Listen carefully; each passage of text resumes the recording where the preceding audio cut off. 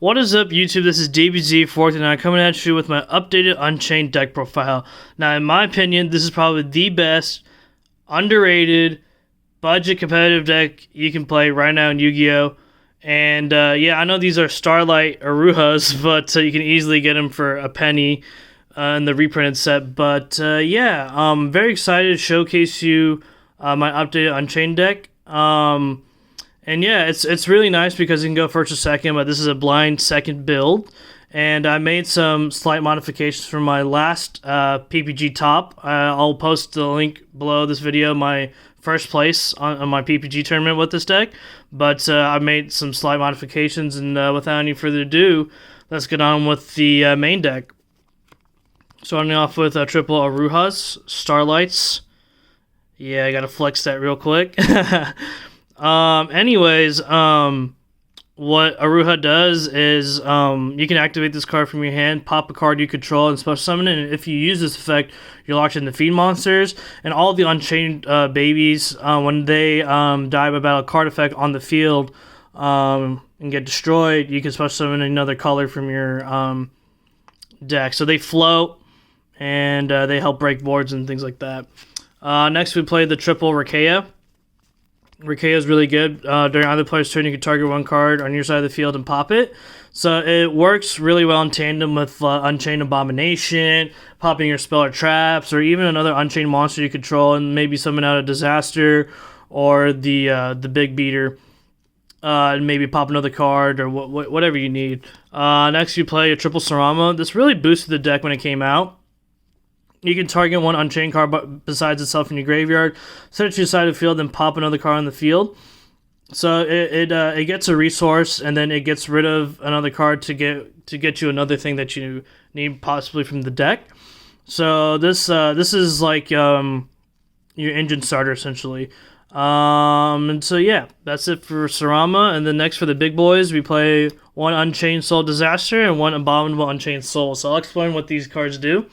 So, starting with this, you can target one card on your opponent's side of the field, link it away for a Dark Link monster, and so most of the time you're going to go into Unchained Soul of Rage, and also if this card dies by battle card effect on the field, you can special summon an Unchained card from your graveyard, but you can only use one of those effects. So, yeah, we mainly use it for the link effect. We don't run 2 copies, so I see people running 2. I think that's incorrect. We play Extravagance before we used to play Desires, but Desires would banish these 2 cards sometimes, and it would be really hard to win games. And so we shifted to Extravagance, and that allows us to cut the 1 brick, because this card in your hand is absolutely trash. And then the one Abominable Unchained Soul. I was thinking of running 2 of this, but I think I can make do with 1, because at the end of the day, it can recur itself and put it back in the bottom of the deck, if need be. Well, what this card does is, on special summon, you can discard a card and pop a card on the field so it doesn't target. You can only special summon this card once per turn, and if you special summon it during the end phase of the turn, so like if it brings it back itself and it dies, and you bring it back from the graveyard, it has to go to the bottom deck. But this can also out Dragoons because it's 3,000 attack. What else is something that I need to talk about this card? Yeah, you just need to run one of this card. I see some people running 2. I mean, you could, because it's kind of like a hand trap, you know, because if something dies, you can just special summon it from your hand. So it does a lot for this deck. And, yeah, moving on to the hand traps. We play one Pankratops. The driver package, I think right now, I think Gamma is mandatory in every deck. It's just so powerful, it can just end turns by itself. Next, we play the biggest blowout card in Dimension Shifter. It doesn't really hurt you too much. It hurts your opponent more than it hurts yourself, and you can easily play around it. So yeah. Next, we play a triple Ash and triple Veiler, and that's it for the hand traps. So I was debating if I wanted to play Gamma Seals or not, but I took the mindset of going with more monster negation because it's such a combo heavy format and monster format, and so Veiler is really good. It's not hard once per turn, and you can just Veiler the Verte and a Con to prevent Dragoons from coming out.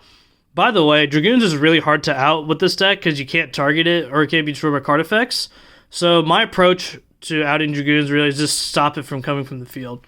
But yeah, that's it for the monsters, and now moving on to the spells. We play triple Abomination's Prison. Really good card. Allows you to search any Unchained card, and if the set card is destroyed, you can special summon a Unchained card from your deck. The one bad thing about this card is not an Unchained card, so you can't recur with Sarama. And you can only use one of the effects per turn. You can't use both of the effects. Next, we play a triple Extravagance.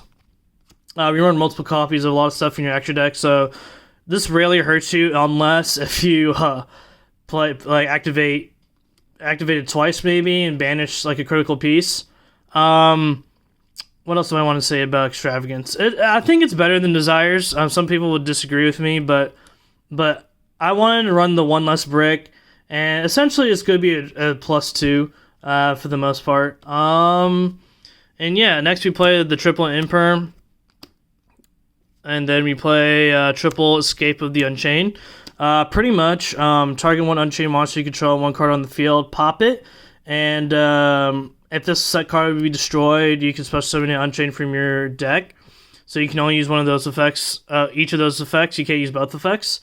So this is really good. You can do some really nasty things. Like, you don't have to even pop your opponent's card per se. You can even pop your own monster, special summon another monster to help swing for game. And lastly, we play triple Abominable Chamber of the Unchained. So summon one Unchained monster from your hand or in the graveyard. So it doesn't target. So on the rare case they activate Call by the Grave, they can potentially hit the wrong card, and you can just special summon something else. And it also has the same effect as Escape. When this set card is destroyed, you can special summon a Unchained card from your deck. So that's really nice. One quick thing I wanted to show you is that you can actually OTK with this deck by just having all three colors on field. Right, so you attack with these three, use Rakea, pop, let's say Aruha, summon this guy, right? Use the effect, discard a card, pop Rakea, and then summon summon Aruha. So right here is 8,500. That was the other thing I wanted to mention, that I do this a lot, and because I do this quite some time, not all the time, I don't even need to use my extra deck. Sometimes, like 30% of the duels, I will even need to use my extra deck, because if I don't get into Disaster, I can win by just utilizing this card correctly, using my spells and traps, and the absurd amount of hand traps I run just to prevent my opponent from playing the game, establish control of the board, and just trample your opponent from there. But yeah, that's it for the main deck. It's 40 cards. The only thing I would change potentially is probably add Gamma Steals for something, but other than that, I'm very content on where it is right now. Next, we play triple Nibiru for those combo heavy decks. I might main it. I'm not sure. But I like the way my main deck is right now. Triple Dark Ruler for those decks that have 4 or 5, maybe even 6 negates. Just drop this and, free to play. Lightning Storm for back row decks, and even the Regeki effect comes in sometimes. We play triple Cosmic Cyclone. Back row decks are kind of hard to get over. So that's why we play this. I'm thinking about maybe running either Drolls or Lancia, maybe leaning towards Lancia because dinosaurs are just absolutely toxic right now. So this might become Lancias. I'm not sure yet, but then again, this is a side deck, so it's just player's preference of what you want to run. And then we play the triple evenly matched to get rid of problematic cards. Control decks like Dogmatica, what have you, Altergeist.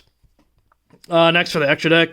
Pretty simple because it's like the, Extravagance and whatnot. We play triple Unchained Abomination. I'm thinking about cutting one and maybe just add something else. I don't know what yet, but yeah, I was thinking about the World Chalice card, the Link 3.